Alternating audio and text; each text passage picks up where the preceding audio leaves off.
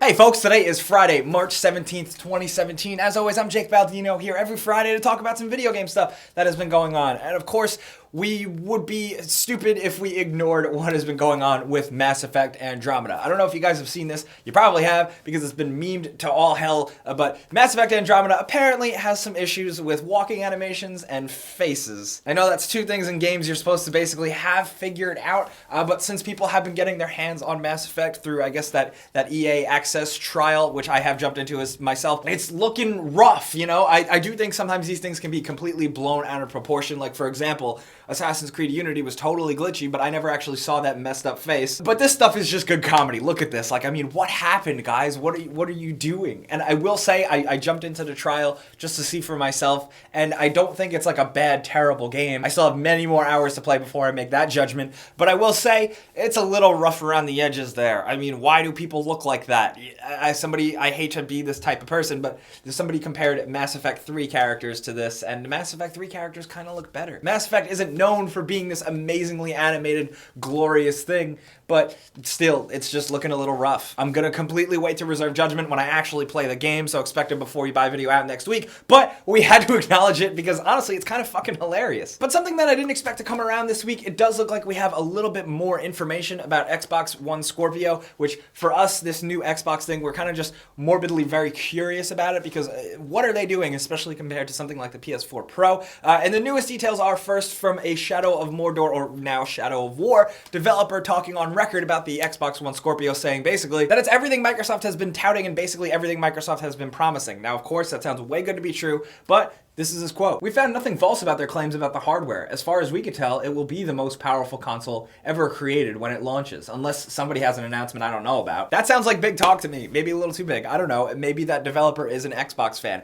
Who knows here? While, you know, we don't really think this thing will be able to keep up with a PC, the most powerful console, maybe it could have better specs than a PS4 Pro. But of course, like always with this stuff, we're just gonna have to wait and see. The more interesting bits of information that we have gotten, of course, these are unconfirmed. They are rumors. They're confirmed by anonymous sources. But the biggest thing is that Xbox One Scorpio will continue the trend and have game DVR, but this time around it'll have 4K 60 FPS game DVR, which for someone like me who captures gameplay on the daily, that sounds pretty awesome. I'm not gonna lie. Not only that, but the other bit of rumor to come out, which seems completely likely, is the fact that it will do super sampling for people playing a Scorpio on a 1080p TV, meaning it will still use the power and harness it to make your 1080p games on your TV look better, which that seems like a no-brainer with something that the PS4 Pro already does. Honestly, this whole weird new in-between console cycle is very different for me, so I'm very curious to see when Xbox throws their hat into the ring. Especially considering I know myself and a lot of other people aren't totally convinced yet. But one thing I am convinced of, this team released an Indiegogo for a Tony Hawk's Pro Skater documentary called Pretending I'm a Superman, and basically it's chronicling the making of the original Tony Hawk's Pro Skater games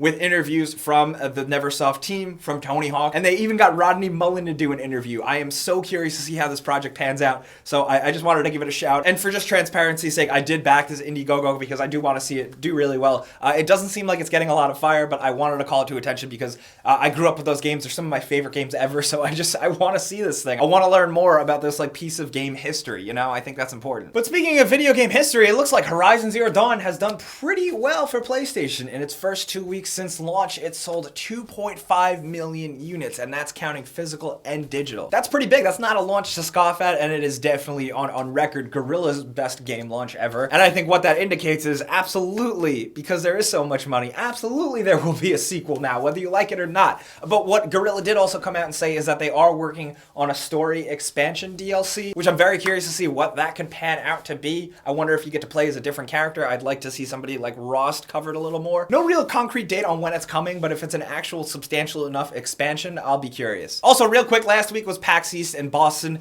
Got to see him play a couple games, most notably Dusk, which was really awesome. Got to play a little bit of Crash Bandicoot Remastered. The jump button felt a little weird, but the biggest thing was meeting some of you guys who said hi to me. Totally appreciate it. It was awesome meeting you guys. Most notably, Kevin, who asked how our panini press was doing, that goddamn fucking panini press. My panini press. Your panini press that you had to have, that we've only used just now once for the first time. Andrew, get closer in. Come on. You wanna be a star, don't you? Come on. Hi. Hey, Tom. Thanks for filming.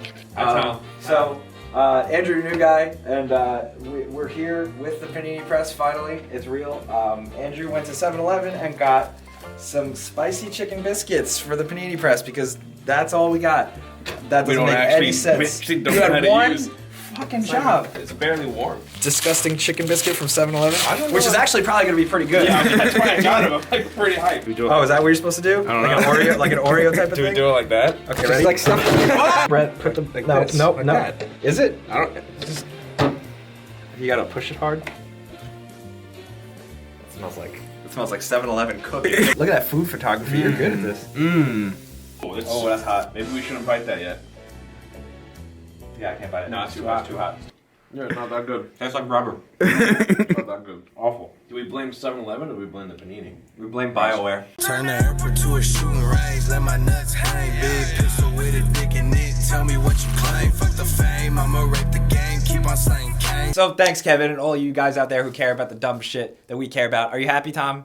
You got your panini press. But following up from last week when you talked about Riot Games and their League of Legends lawsuit against some cheater companies, Blizzard is in the news for a very similar thing. Blizzard is seeking $8.5 million in damages from German cheat maker Bossland, and they're actually seeking $200 per copyright infringement. These guys make big popular cheats for the likes of Overwatch and World of Warcraft, and they're basically going after them with the same way Riot did with the whole DMCA law thing, which I totally think that cheaters profiting off of things should be cracked down on, but there's also going to be a fine line in terms of how far the DMCA justifies these things. Where is the line stopping somebody like Rockstar going after somebody who put Iron Man in a Grand Theft Auto 5 mod, you know? Or Marvel even. While the Riot Games suit was settled out of court, Blizzard, whether it's settled out of court or not, it seems like they're gonna win here just because that's how these seem to go now, and they're using a very similar defense. I guess you can't really fuck with Blizzard, they're just a giant juggernaut anyway. But something that is pretty big is PS4 and Sony announcing that PlayStation Now, a service that some people use, I'm not really the biggest fan of it, but it's known for streaming PS3 games to PC and PS4. That service will now include PlayStation 4 games, which basically means, yes, if you have a PC and you don't own a PlayStation 4,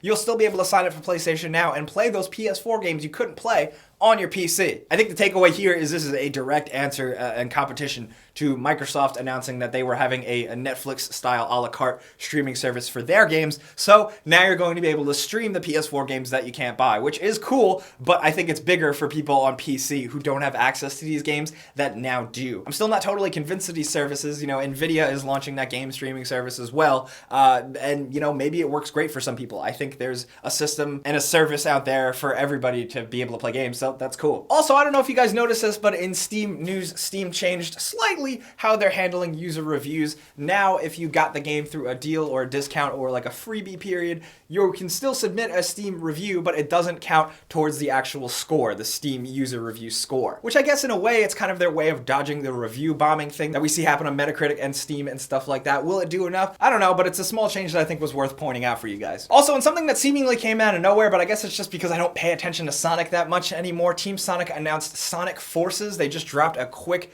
minute-long gameplay trailer, and it looks like the more traditional, newer 3D Sonic games, and it doesn't look bad. It looks like there's a lot going on. It looks like you kind of just hold forward and just run. But it looks exciting, and it looks cool, and for those people who like those types of Sonic games, this might be a good one. Personally, my eye is still trained very much on Sonic Mania, which I think looks more promising because it's just regular old straight-up Sonic. But of course, you know, that's just my opinion, and I definitely want to hear yours. Speaking of opinions, on my channel, though, youtube.com/becausevideogames, I just posted another video of me rambling on about the Nintendo Switch. If you want to hear that, go check it out over there. Hang out with me. I'm also working on a Nier Automata video because I'm still obsessed with that game, so maybe I'll see you on over there. But you guys know what we got to do now, that free console giveaway that we do every single week. You know, there's a link below. You click it, you sign up, you enter once, and then you're entered forever. And then every single week, I go in, close my eyes, randomly choose a winner to win a free console of their choice. And this week's winner is going to be this person right here. Congratulations. Be sure to check your inbox. I'll be getting in touch with you, figuring out how I can send you your console. Check your spam box, because some people don't get back to me for a while because my email gets caught in their spam. But as always, thank you guys for playing. Now we got to talk about the stuff going on this week. First things first, what I want to hear from you about is Mass Effect Andromeda. Now, judging it by how it is, it seems pretty rough and pretty crappy. Do you still think it's going to be worth playing? I don't know. I don't know yet. I'm not too far in. Combat seems interesting enough, but some of those animations are very distracting. Were you one of the 2.6 million people who bought Horizon Zero Dawn? Did you play through it, and do you care about more story add-on stuff, or not really? And if you are an Xbox fan, or maybe you're not and you're just casually curious about Xbox Scorpio, what do you really expect from it? What do you think it needs to do to get a leg up on PS4 Pro and maybe even somewhat compete with PC gaming? Let's just talk about anything video game stuff related that happened this week. I'll be down in the comments as much as possible talking to you guys. You know, I'll also be on Twitter, Facebook, and Instagram at Jake Baldino as well. Thank you, fine folks, for coming around Fridays and making Fridays a gameranx kind of interesting here. But you know the deal, for sticking around. Clicking the like button helps us out a ton. If you're not subscribed already, you totally should, because we put out stuff like this every day. But as always, thanks for watching. We'll see you guys next time. Pizza's on me. Actually, this time Panini's on me. Hey.